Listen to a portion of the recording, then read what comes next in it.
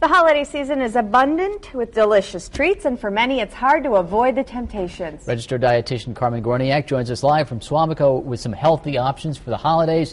And it's not just broccoli, right, Carmen? No, it is just broccoli. Okay, all right. Well, we're done with you. All right, then, thanks. Happy holidays. Get her off.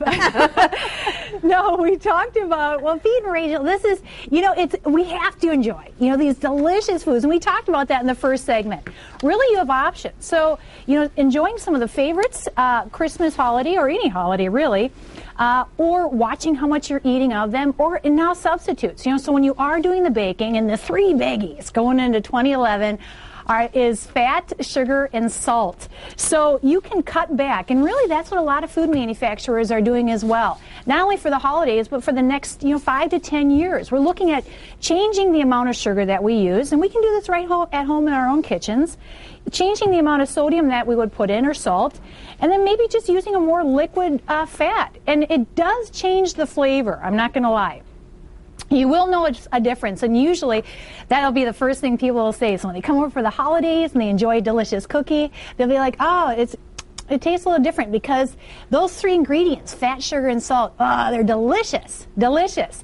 So the option is to just play around with different ingredients. You can use different sugar substitutes, or honey, some natural or brown sugar, and then just slowly cut back on the amount of salt that you would put in a recipe. And then maybe just use more of a liquid fat. Just keep one quick tip would be to, if you are cutting back on sugar, you can almost cut back in half the amount that you're using, especially in baking, and not lose that integrity. Same with salt. You can almost omit it completely, depending on what you're making and what type of breads, and you won't miss it.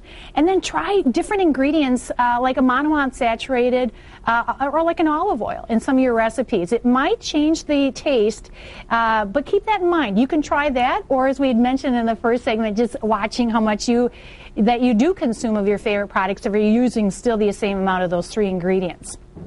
Another tip, let's just say you're like, forget it, I'm just going to eat all that because it's so delicious, and I can't blame you, it's fabulous, is to, before you head out to a party or a gathering, fill up a little bit and try protein. There's some quick products on the market that, in a bunch, as far as having a little bit of protein in a liquid.